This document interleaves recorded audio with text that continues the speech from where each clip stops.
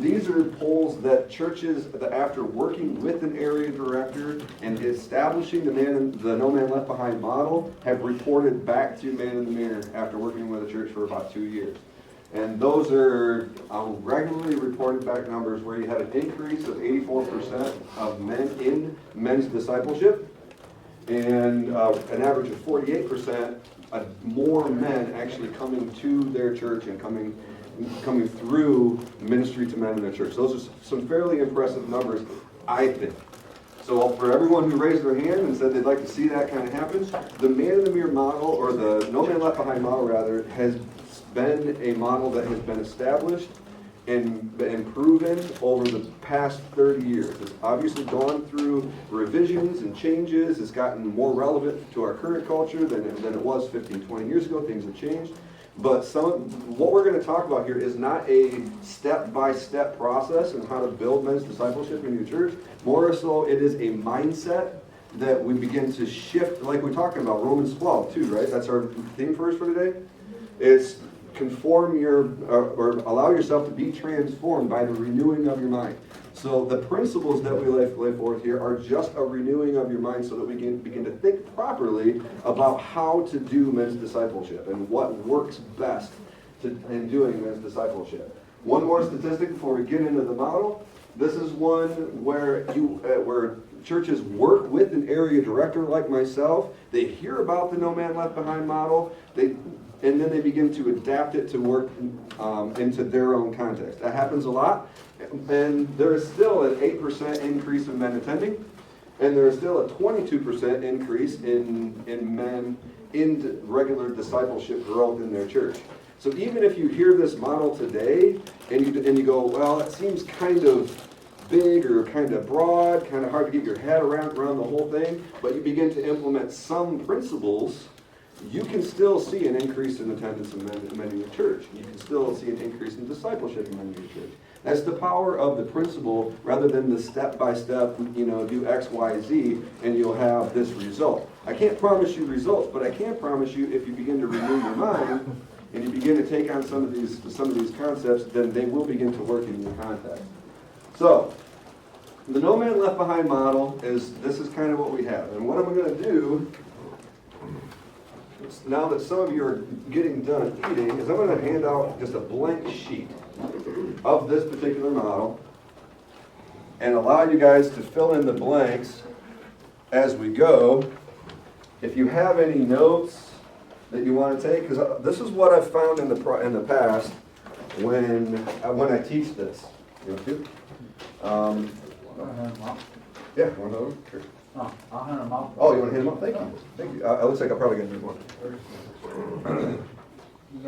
It's usually what I end up having is I end up having guys grab a hold of like one or two of the concepts and they just go, wow, this one here can change my ministry. This one here can change my mindset. So as you go, feel free to, write notes or, write names or whatever it is that helps you to really focus in and think about those. And then when we get to the Q&A, you can go, hey, can you go back to blank and tell me how does this apply? Or what is this? So I'm going to start, there we go. So the very base of the model. And this is kind of where I say, Man in the Mirror offers a lot of resources, but every resource that we offer has to point towards discipleship. In the book No Man Left Behind model, we call it the portal priority, which is that language is every door or every avenue or every path that we create for a church or for a ministry to men has got to lead towards the purpose of discipleship.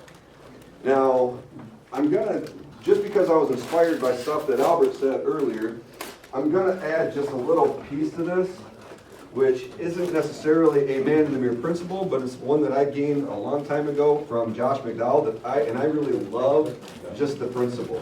The discipleship is based on a relationship, right?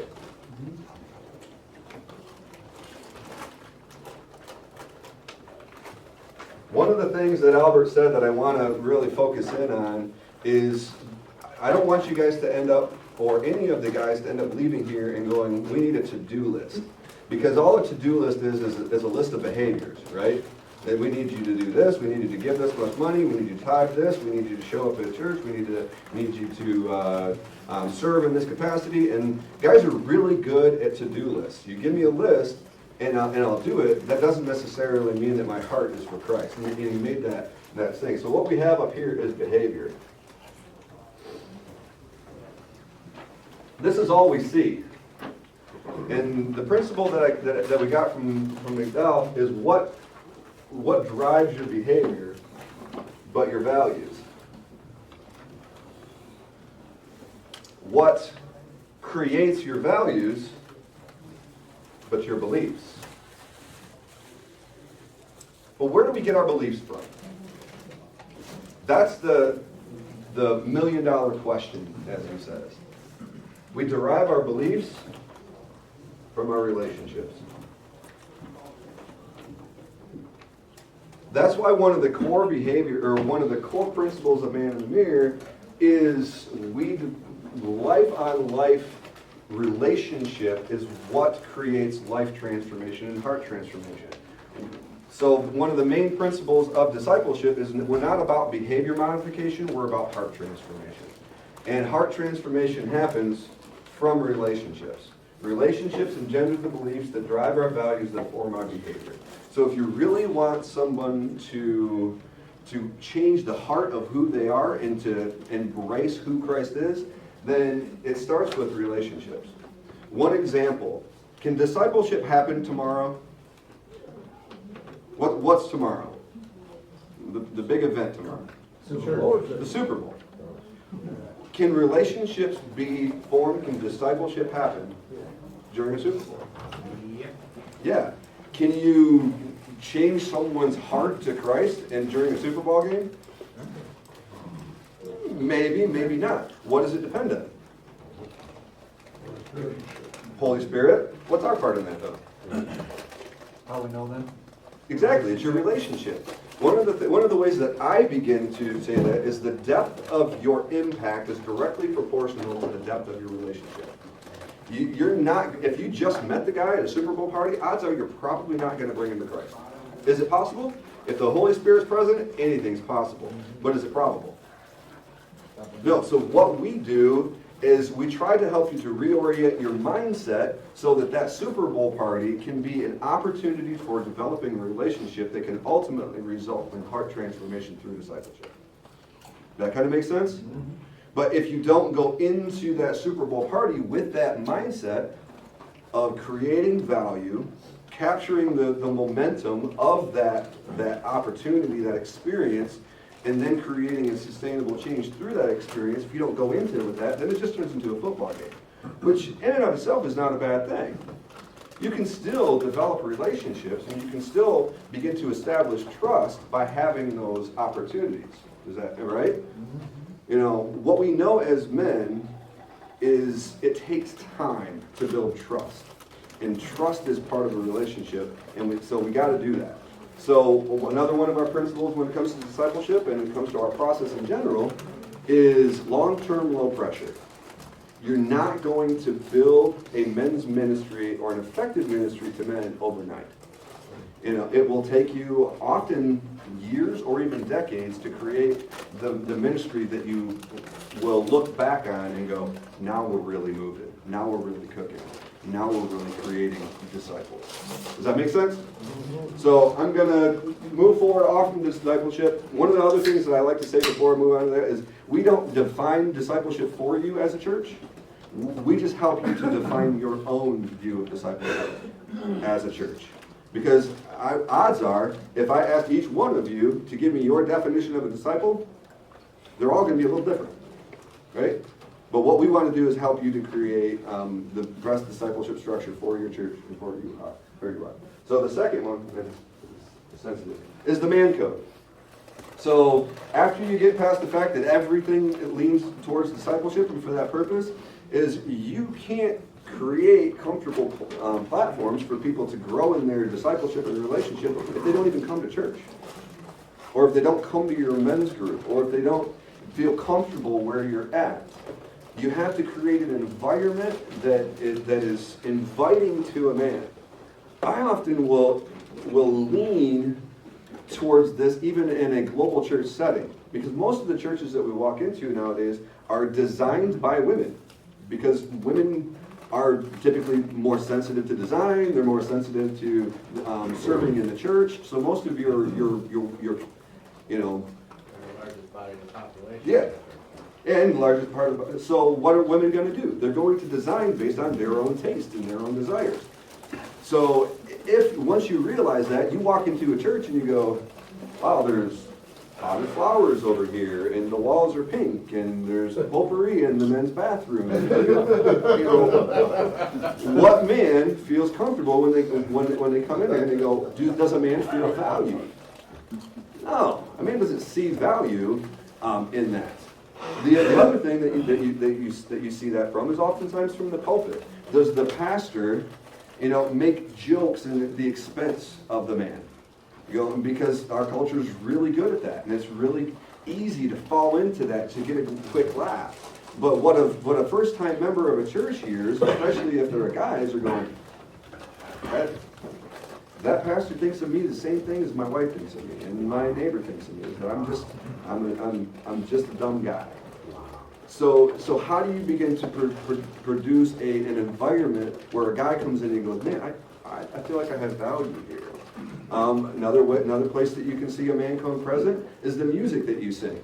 One of the things that I loved about worship today, it was sung in a key that men can sing. It was easy for a guy to sing, but not everybody can sing like Chris Tomlin. I had difficulty. Because you can get down there. So, that's okay. So the little principles that really do set the stage for this. Next on our list, on the foundation of the principle, is the 3 strands of leadership. So, if you're writing these things down, the 3 strands of leadership are this: senior pastor, a dedicated leader, and a leadership team.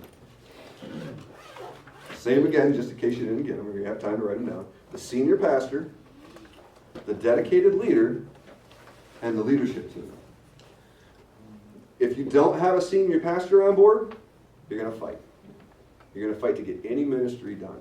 Even if the senior pastor is on board for men's discipleship, but you don't have a strong relationship with that senior pastor, or your senior pastor doesn't think you're on his side, it's going to be very difficult for you to get ministry to men moving in your church. I see this a lot. I have a couple of churches in mind that I know the senior pastor is for men's discipleship, but he doesn't fully trust the leader of the men's discipleship. And then in that same church, that leader of the men's discipleship is saying, well, maybe our ministry would be better if the pastor would come to more of our stuff, or the elders would be more involved in what we're doing. And really what he's saying is, I want the pastor to get on board with me, not that I need to get on board with my pastor's vision for the church. And there's a dissension there. It's very difficult for that ministry to take off if you don't have that relationship. And let me give you something. The pastor doesn't have to be at every event. The pastor's got a lot going on. What the pastor needs is he needs to be able to trust you as a lay leader and know that you have his vision in mind and that you're all trying to do this together. You're all trying to build disciples together. Does that make sense? And if you have that relationship with each other and that's in place, then the pastor doesn't have to be at all your stuff. Honestly, the pastor doesn't even have to promote it from the stage, because his life will promote it through talking to the elders and talking to the people that he's around. If he has faith in what you're doing and that you're building disciples in your ministry to men, he will self-promote you because he's for you and you're for him. Make sense? So the next strand is a dedicated leader. Every vision and every mission has to be led. If you don't have a person in charge, if you try to do a plurality of leadership, you get too many voices trying to do anything, and you don't have a clear vision. So if you don't have a clear, dedicated leader, it becomes very difficult because everybody's got different ideas and plans and things that they want to do. But then, and on the last strand of leadership is if you don't have a leadership team that can surround that dedicated leader, that can help them to do the various things that the gifts of the Spirit offer, the gifts of organization, the gifts of evangelism, the gifts of prophecy, the guys that are going out there and they're promoting and doing. Some guys are really good relationally, they can draw a lot of people in, but they can't plan to save their life. Amen. So you need somebody to plan it, and then you need somebody else to promote it. I mean, it's just using the gifts of the body in order to edify the church. That's what we're called to do, right? So if you don't have a leadership team, and the other thing a leadership team does is it produces support. One leader can only lead so long before he'll burn out. You know, when we talk about this particular section, I'm going to revert back. There's two typical cycles that a ministry to men will go through, and they will follow one of two things. One we call events-based ministry, and then the other one would be leader-based ministry. So if you have a dynamic and effective leader, then that leader can as long as they can be sustained, that leader can lead a ministry to men for a long time. It might be years, it might be 3 years, it might be 10 years. But that leadership capacity will run out eventually. And when that leader loses his capacity to continue to lead, then the ministry will fail. And then that ministry will fail and it will flatline until what? We find another dynamic leader. And then that dynamic leader will begin to build that ministry back up again until what? Until he falls again, until he loses his capacity to lead. That's what we call a leader-based cycle. You know how we prevent that? Counsel. A leadership team. We get a whole team around him to encourage him, cycle through leadership. You take some of the weight off from his shoulders so that his capacity will last longer. And that's where that leadership team becomes a very important part of that third strand of leadership. And then the events-based leader, I'm sure most of us probably understand that before I even explain it, is we have an event, it ramps guys up, they really love it, they get all jazzed up, ministry seems heightened, and then the event ends, and discipleship tapers, and then it stops, and then what happens? We have another event. The guys get jazzed up again, so the ministry goes up, and they get fired up, and they start doing discipleship again. What happens? Well, that event ends, and it tapers down. Eventually, with that particular cycle, what you have is this phenomenon.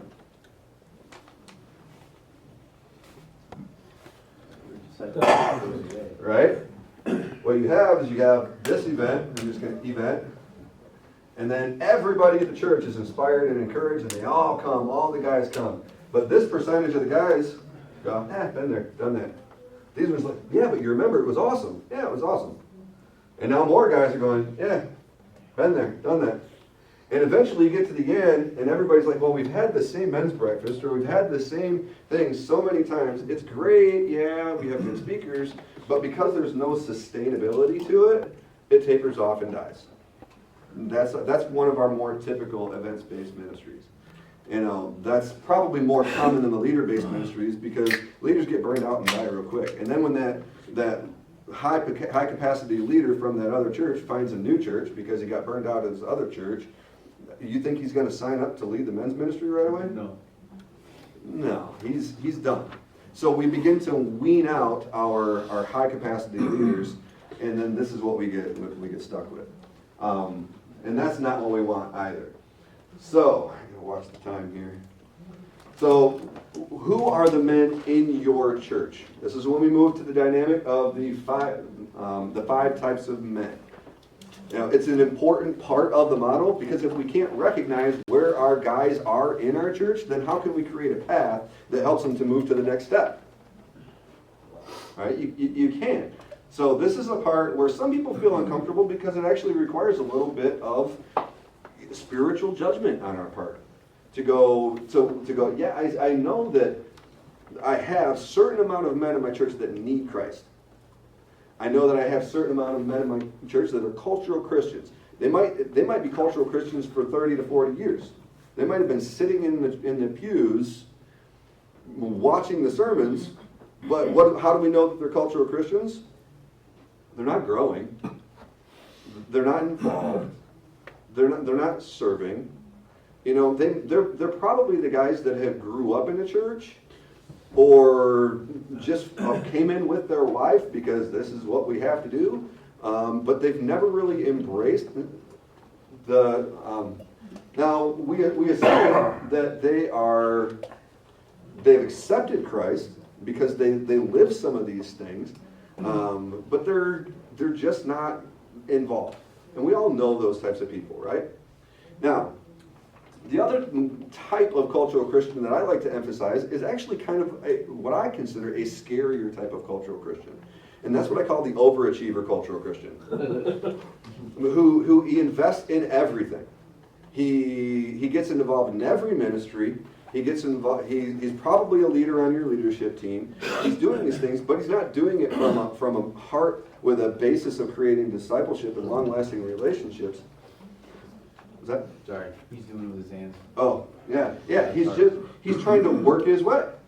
He's doing religion without ever letting Christ change his heart. And that's where we look at the whole behavior aspect. We're not here to try to modify a guy's behavior so he looks like he has a relationship with Christ. We want to create an atmosphere where we can have a relationship that's deep enough with him to know for sure, or at least to help him to know for sure, that he needs to get his identity through Christ. And that he's working for Christ, or working from Christ rather, not for Christ. Right? So that's one of the reasons why the culture Christian is one of the scarier ones, because they can hide. And then you move towards biblical Christian, and that's a guy who understands that God is important in his life, but he doesn't know where he's at yet. He's trying to get more God in his life. He's the guy that's probably the first time to the Bible study, or maybe he's the one asking the questions. He's the one getting involved in those things. He's not the cultural Christian because he's taken that step and going, hey, I recognize I need God in my life, but he's not quite a leader yet. He's not that guy that's going, I need to be given responsibility in this. Does that make sense? So this is the path that we want to take people down. And then we want to take them ultimately to a servant leader, so that those servant leaders can come back into the church and be good disciple makers and be good relationship builders. Now, if you are good in math, you realize that I said 5 types of men, but there's only 4 up here. So the last one is hurting men. Corey mentioned it earlier, that a hurting man is a man that we have to recognize in the church, but they could be any one of those. It could be a guy that needs Christ, it could be a cultural Christian, it could be a biblical Christian, or a servant leader. It could be a guy that's going through a divorce. It could be a guy that's going through an economic crisis, lost his job.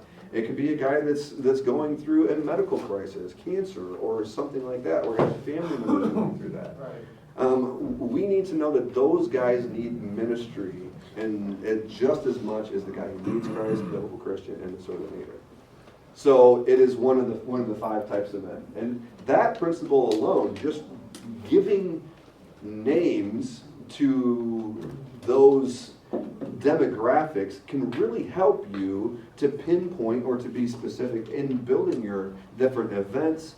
You know, who do you want to minister to? Who do you need to draw in?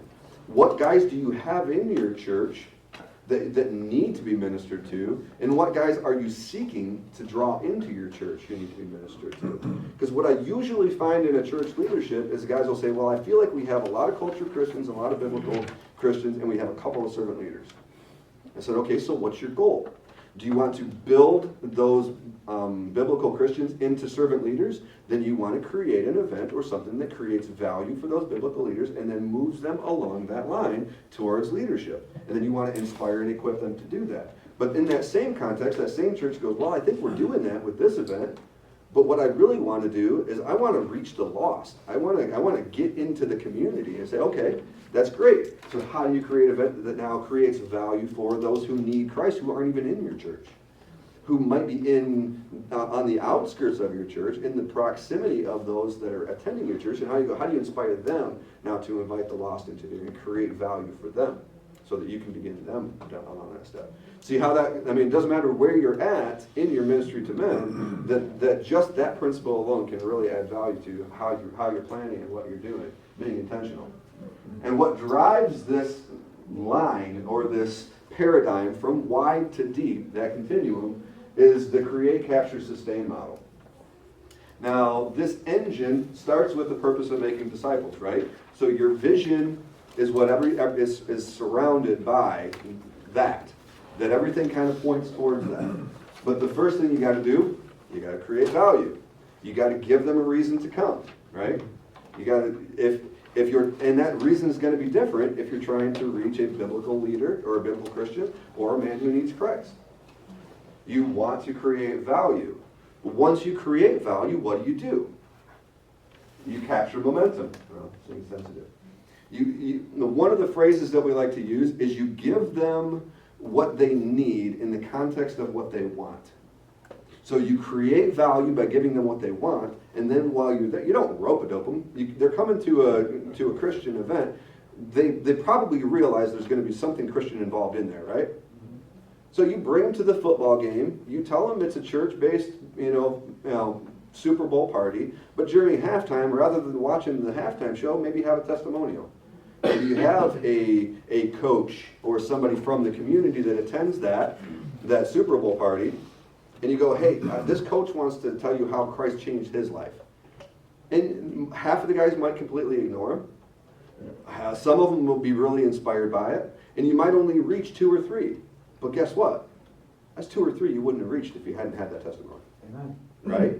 So it's not about the outcome that you produce. It's about following the process and the mindset and having that as being your purpose. So for those 2 or 3 that engage in that relationship, or they go, yeah, you know what? That coach really touched my heart. And he goes, well, guess what? We're going to have a 4-week Bible study or just a 4-week talk on what does it mean to be a man? What does it mean to be a man of God? I'd love it if you just came for 4 weeks and just got involved in some of the, because you could either really affect him, or you might just get him in relationship with other godly men. Which is the win? Both. Because it's whatever the Holy Spirit is drawing out of that person and how Christ is drawing them unto himself. It's really the point. God never called you to be successful. He called you to be faithful. So this is what faithful looks like, right? So, but each one of those are connected. If that's how this engine works, is once I create value, I capture that momentum, I have something already in my mind to sustain that change, and that sustained change now can become my create value. In order to sustain change for that guy, I have to say, hey, this same culture, we're going through the game plan of what it means to be a man. So now you're creating value again, and that creating value becomes your way of sustaining life change and transformation. Does that kind of make sense? So it's a cyclical thing, and we can never stop and rest on the laurels of, man, we created a lot of momentum, we created a lot of value in this no regrets conference. Right? Got a lot of guys here, got them motivated, but what's next? If you don't have anything to sustain that change, then all you got to do in your next event is create that momentum again, rather than carrying that momentum forward. In the beginning of the book of the No Man Left Behind model, they make an analogy that I really like, in that ministry to men is like rocket science. Right? Because most people are saying, well, it's not rocket science. Men are simple. No, it is rocket science. It's all about momentum and trajectory. Right? But a rocket uses 80 to 90% of its fuel just to take off and get going. Once it's into the stratosphere, once it's reached where it needs to go, then it just does its own thing, right? It doesn't need much fuel at all. Yeah. So what we do as a ministry through these events is we use up all of our rocket fuel, we get halfway up, and then we crash and we plummet to the earth because we don't have anything to sustain that momentum. So Ministry to men is like rocket science. Once you have momentum, you have to build on that momentum, seize that momentum so you don't lose that momentum. And you do that through the create, capture, sustain model. Okay? Now, one of the other principles that we really lean on is the all-inclusive ministry to men. Now, I'm going to ask you guys a question. How many men from your church are, and basic percentage, are involved in your ministry to men? Probably only 100 Out of? of, I don't know, 1,500. Out of 1,500? So you're talking a fairly low percent. You're talking maybe 5% at that point. Yeah. So 5% of your men are part of your men's ministry. 12 out of about 80 in the church. And 12 guys out of about 80. So you're looking at the same thing. That's more about 20% or 15%, right? Just using rough percentages. And Yeah, we're probably similar. We run an Every Man a Warrior group. We've got a couple groups going, so there's maybe 8 guys right now. We're a fairly small church, but 8 out of probably 100. okay, so there you go. That's a pretty simple one. That's 8%. What would be a successful event? What would you try to get that percentage up to? What would you consider, hey man, if we could get blank percentage of our men in our men's ministry to men, we'd be successful? Any amount would be good. What's that? So any addition would be good. Yep, to increase that from 8% to 15% would be great. What if I were to tell you that you could actually aim for 100%? And it's this, it's a mindset. That it's not how many men are coming to your events, it's how many men are in your church that are in your ministry to men. Because every man in your church needs ministry. Right? Yes, sir. So, you can actually look at your men that they might not be coming to your ministry to men. They might not be coming to your events, but they're ushers. They're serving every week. They're involved in couples Bible studies. They're worship team leaders. They're guys like this that are going, these guys are serving on a regular basis. They're growing. They're engaged in discipleship, but they're not coming to all your events. So if you begin to look at how your all-inclusive model, that every man that attends your church is now part of your ministry to men, then you begin to open your eyes to how you can disciple every man in your church. Then how you can make sure that every man in your church feels like they're a part of your ministry to men. And some of that is just by using some language that includes all the men in their church.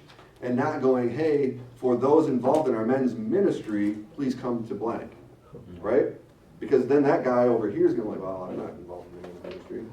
But he is the guy that's serving on a regular basis. He is the guy that's part of the worship team. He is that.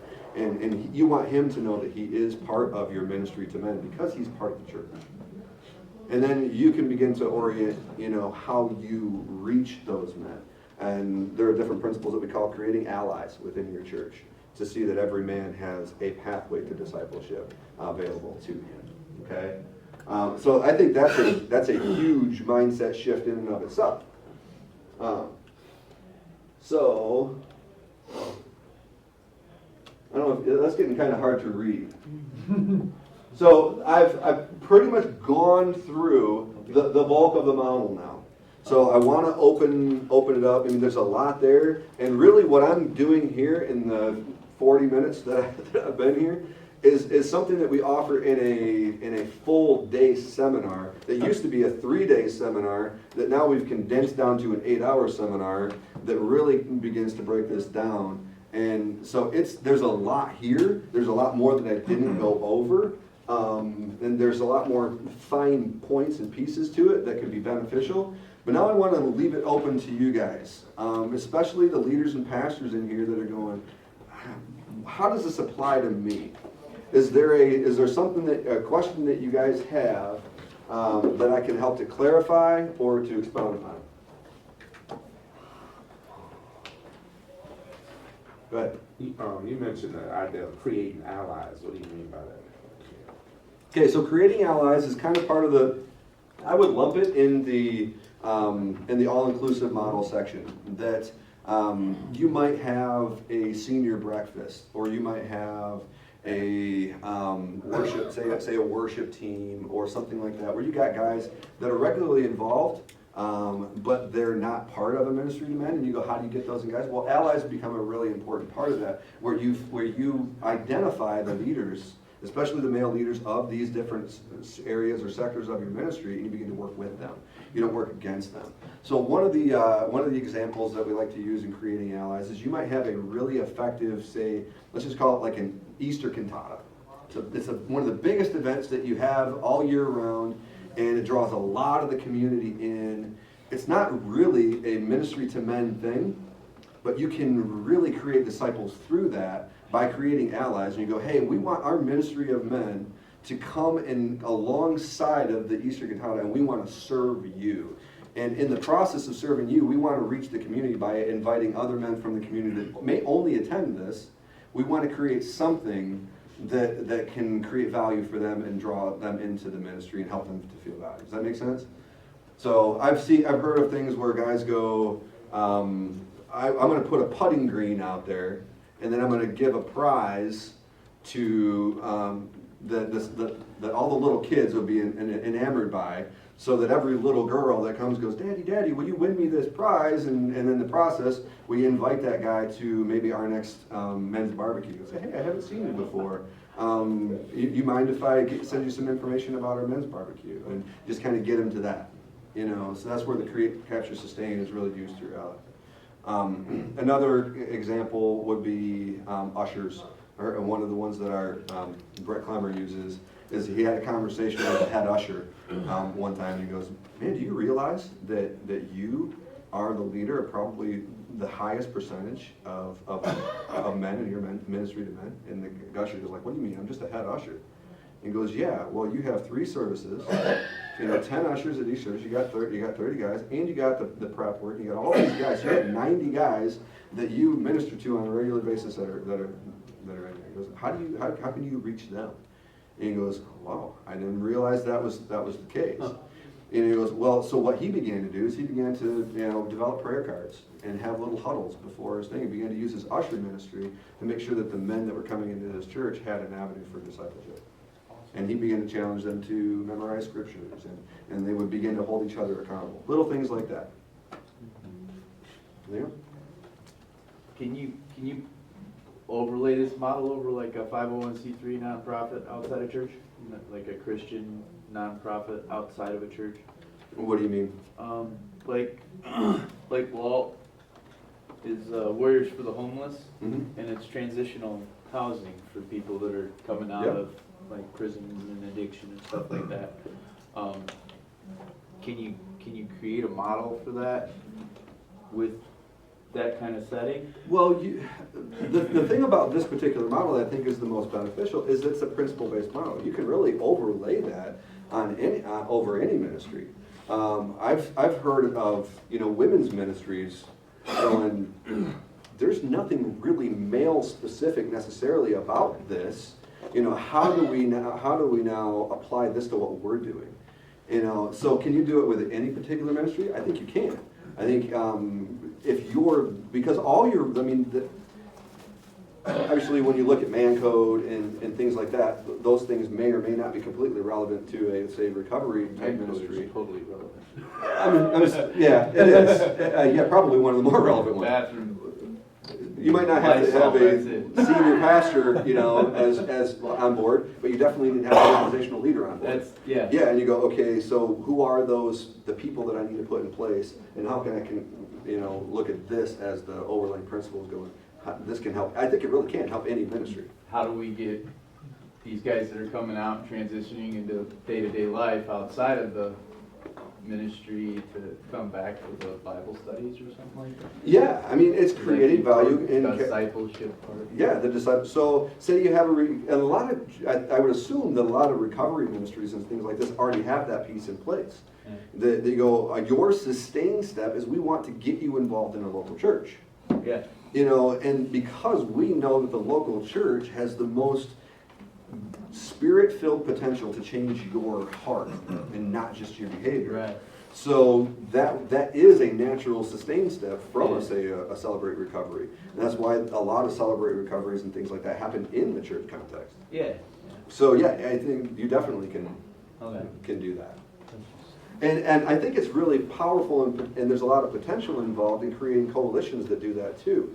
One of the things that I would highly recommend, I'm about 2 hours away, but if we had 5 guys between this class and the next class to go, man, I'd really love to do more with this model, we could create a St. Joseph, Niles, Benton Harbor coalition for men's discipleship, where we can all come together and talk Yeah. about these things together.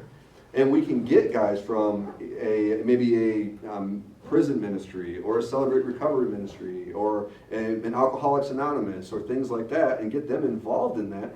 And then you can begin to share the resources of, hey, I have a church there's a guy that has a passion for alcoholism and helping guys to work through Celebration Recovery, and go, how do we get this guy and this guy to connect and to create strong discipleship from as a result? So I'm honestly, I would be willing to come to this area even, once a month or whatever, and just to help facilitate or help to train on some other layers of this, and go, how can we begin to make this a movement of men in our community?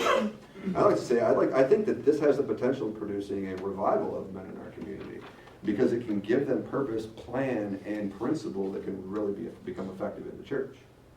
That's just my passion. That's why I'm doing what I'm doing. So, and if there's anybody, I know we're coming right close to our time, but if there's anyone who wants to connect with me, or likes the idea of helping to develop a coalition, or wants to maybe be that on-site or that local guy that begins to go, I'd like to head that up. I'd like to be the community guy that begins to round people up. I would love to talk with you and make do what we're doing. What's our sustain step?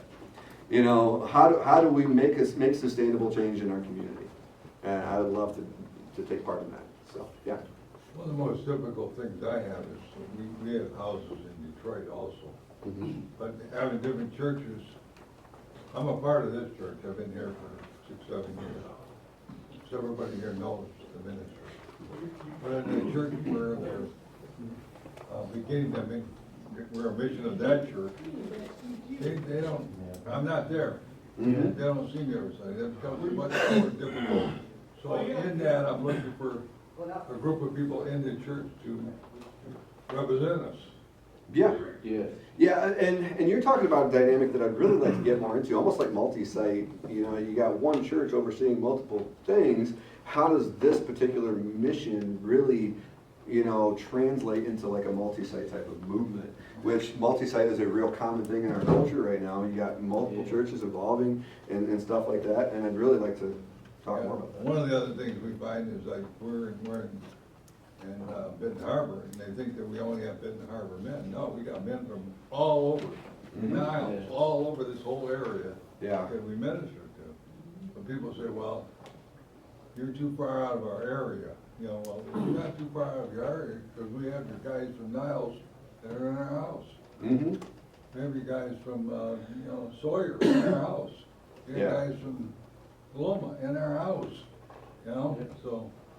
Yeah, some of that is it possible to create, and that's where creating allies, I think, can really be a big part of that. And going, who is the ally? Who is the standout leader in this area that we can really lean on that person to maybe even start a new church or start a new Bible study that's farther away where other guys can go, oh, this is, and that's where you can go, maybe instead of calling yourself Benton Harbor Men, you call yourself Men of West Michigan. Whatever it is that can allow you to begin to become all-inclusive, where guys feel like, oh, I am part of that. Some guys call it Iron Men. Some people go, but even those become hard for every guy to invest in, because they go, oh, I'm not an Iron Man. I haven't gone to any of those Iron Man events. I haven't done things like that. So trying to come up with something that is more community-based, where guys instantly identify with it, I think is the most beneficial way to create that verbiage. But the biggest thing for you is going to be, who's the guy on site? Who's the guy that they do look to? Because you can't be, even though you might be the guy here, where everybody goes, I know him, he's the ministry to men guy. If I want to grow in discipleship, I get connected with him. You don't have that everywhere. But who is that guy? The guy people look to, and some of that's just praying about it. God bring up that guy who other guys can really relate to. Okay. So instead of like him having like a Bible study on Monday night in-house, maybe have a satellite Bible study on Tuesday night in the Niles area for Warriors for the Homeless Bible Study. Mhm.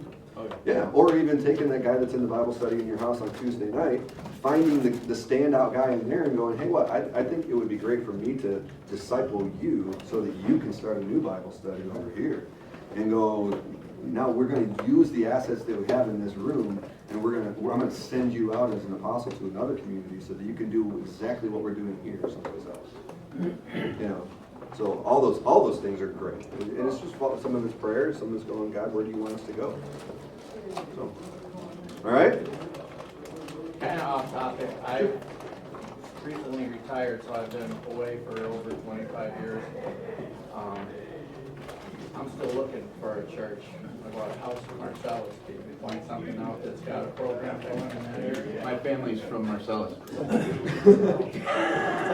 Every church that I've been into is about to die, Yeah, and there's nothing going on. I can help you out. Well, it sounds like he's being a great asset. I'm about 2 hours away, so I don't know all the community things here. But thanks, guys. I appreciate it. Let me know if I can do anything for you. Thank you.